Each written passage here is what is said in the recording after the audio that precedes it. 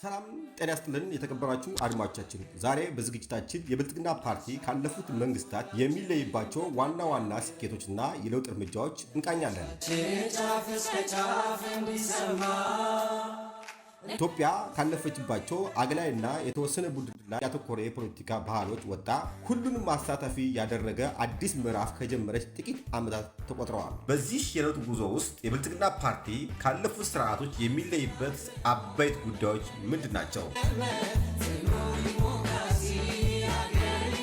አንደኛውና ዋነኛው የተፎካካሪ ፓርቲዎች በሀገሪቱ የፖለቲካ መድረክ ላይ ያላቸውን ተሳትፎ ነው።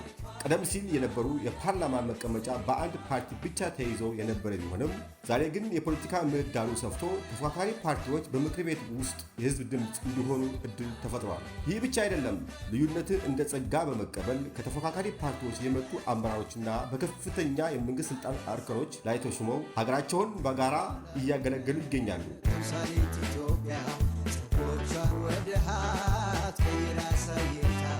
ወደ ሴቶች ተሳትፎ ስንመጣ ደግሞ የብልጽግና ፓርቲ ታሪካዊ የሚባል ለውጥ አምጥቷል። በሚኒስትሮች ምክር ቤት ውስጥ የ50 በመቶ የጾታ ስብጥርን በማረጋገጥ ሴቶች በውሳኔ ሰጭነት ደረጃ የጎላ ሚና እንዲኖራቸው አድርጓል። ከከፍተኛ የፍትህ ምርጫ ተቋማት ድረስ ሴቶችን በግንባር ቀደምነት እየመሩ ይገኛሉ። ይህ ፓርቲው ለሴቶች እኩልነት ያለው ቁርጠኝነት በተግባር ያሳየበት ነው።